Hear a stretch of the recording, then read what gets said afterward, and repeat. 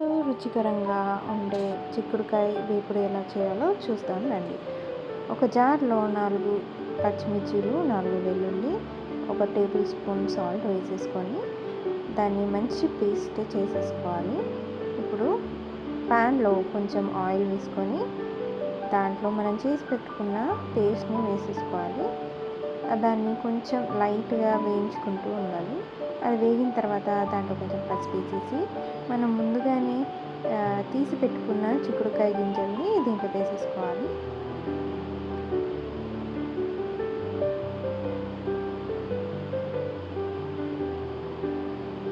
దీన్ని ఒకసారి మనం మెల్లగా కలిపేసుకొని దాన్ని మూత పెట్టేసి కాసేపు ఉంచాలి.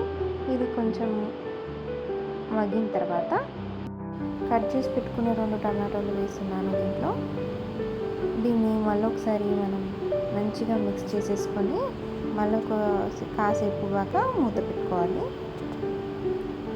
ఇది కొంచెం మగ్గిన తర్వాత దీన్ని ఒకసారి కలుపుకొని దాంట్లో ధనియాల పొడి వేసేసుకొని మళ్ళీ ఒకసారి కలుపుకొని హై ఫ్లేమ్లో పెట్టుకొని ఒకసారి కలిపేసుకోవాలి. కలుపుకున్న తర్వాత దాంట్లో గార్నిష్ కోసమని ముందుగానే కట్ చేసి పెట్టుకున్న కొరియాండర్ లీవ్స్ వేసేసుకుంటే అంతే, ఎంతో టేస్టీ అండ్ సింపుల్గా రెడీ అయ్యే చిక్కుడుకాయ వేపుడు రెడీ.